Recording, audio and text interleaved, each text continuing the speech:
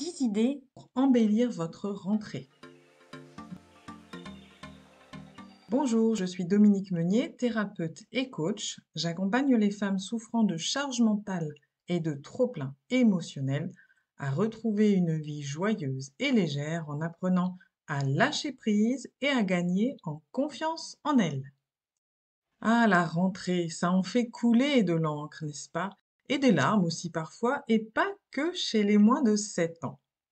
Alors pour cette rentrée, j'ai envie personnellement d'un peu plus de fun. Oui, je sais, dans le contexte actuel, ça paraît un peu fou de dire ça, et pourtant, je suis bien décidée à passer une bonne rentrée. Alors aujourd'hui, je vous propose 10 idées pour embellir votre rentrée. La première idée, c'est de sourire. Essayez, vous verrez, ça change presque tout.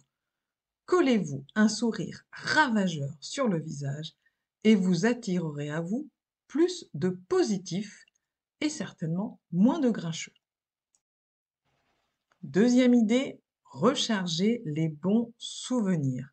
Un exercice basique de la sophrologie. Fermez les yeux et cherchez dans votre mémoire le plus chouette souvenir de vos vacances. Revoyez le jour, le moment de la journée, les personnes présentes, les couleurs, les odeurs, les sons, les sensations, les émotions. Ancrez tout ce bon au plus profond de vous. Ça vous appartient. C'est du positif offert à toutes les petites cellules de votre organisme. Et ça fait tellement de bien d'y repenser. Troisième idée, réaménagez votre bureau. Peut-être l'avez-vous rangé avant de partir. C'est bien, ça clarifie la pensée et ça évite d'avoir peur au retour. Pour cette rentrée, vous pouvez aller plus loin en réinterrogeant l'utilité et la place de chaque chose présente.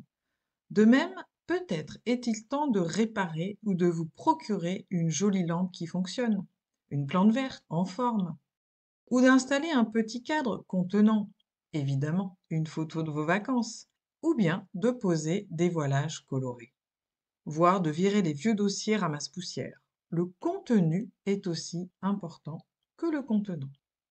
Alors ouvrez l'œil et un œuf de préférence. La quatrième idée, c'est de fuir les aspirateurs à énergie. Oui, fuyez-les. Ne vous obligez pas à échanger avec telle ou telle personne que vous ne supportez plus ou qui vous agace profondément. Stop, arrêtez de subir. Prétextez un truc urgent à faire, un coup de fil, un email, mais ne gâchez pas votre belle énergie. Centrez-vous sur des gens qui ont le sourire, qui ont la patate, qui ont envie de raconter des choses positives et qui vous donnent de l'énergie. Cinquième idée, et celle-ci je la répète très souvent, on stoppe le multitasking.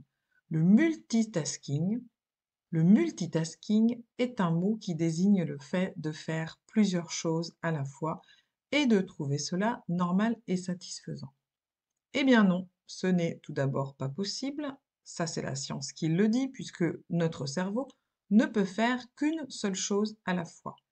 Et si nous avons l'illusion de faire plusieurs choses à la fois, en réalité notre cerveau passe de l'une à l'autre, mais ne les fait pas simultanément. Et puis la deuxième chose, c'est que ce n'est pas satisfaisant.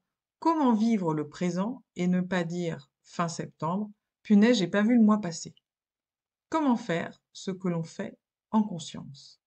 Eh bien, c'est pas en faisant du multitasking, ça c'est sûr. Sixième idée, adopter un animal de compagnie. Un berger allemand ou un poisson rouge en fonction de la place que vous avez. L'idée est de s'en occuper, de le chouchouter et du coup de penser à autre chose qu'au boulot en rentrant à la maison. Autre option, lire un bon roman bien scotchant, faire des enfants, prendre des cours de japonais, bref, se changer les idées.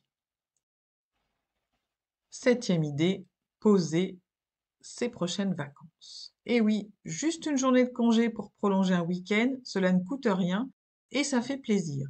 Ou alors carrément la prochaine semaine de vacances.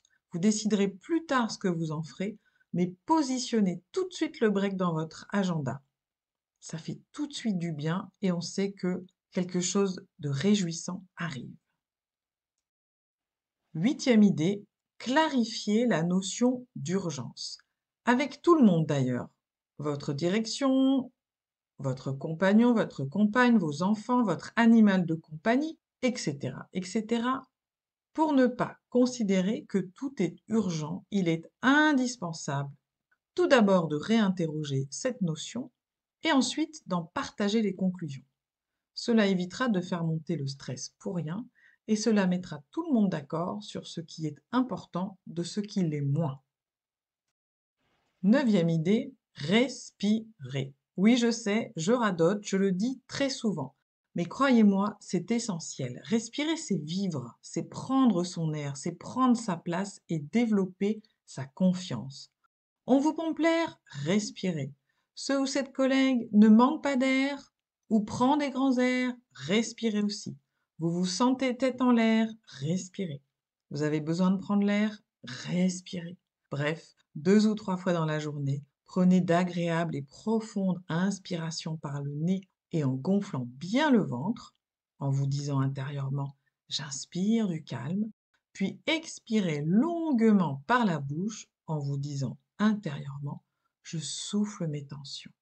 Vous verrez, c'est radical. 10e et dernière idée, décidez d'une activité pour vous. Plus d'excuses pour éviter de râler après tout le monde et après avoir validé le point 8, qui est de clarifier la notion d'urgence. Traînez au forum des associations par exemple et choisissez un cours de quelque chose. Vous savez, ce quelque chose dont vous rêvez, mais que vous ne parvenez pas à mettre en place. Cette fois, c'est la bonne. À vous la peinture, l'aïkido, l'ikebana ou la sophrologie, bien sûr.